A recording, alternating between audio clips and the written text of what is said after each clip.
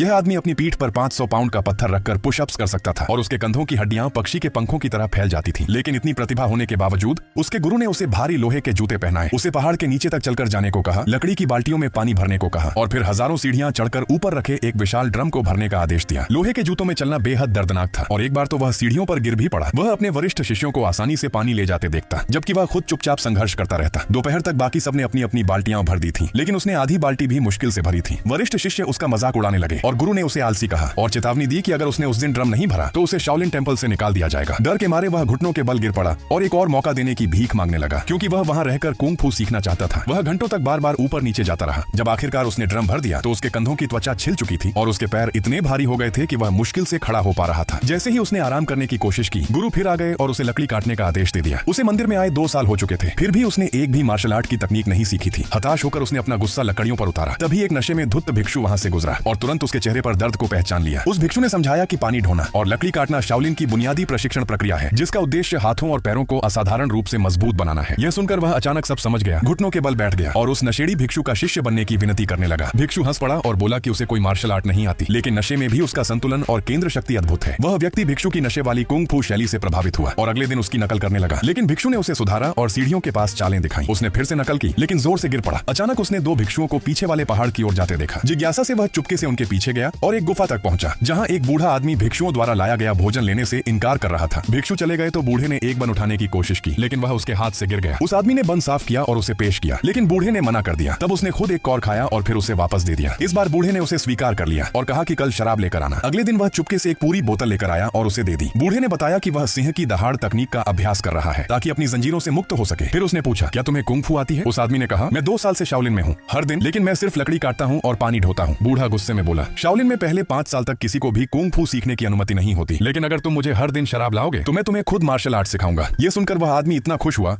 कि घुटनों के बल गिरकर अपने नए गुरु को धन्यवाद देने लगा। आखिरकार वह कुंग फू सीखना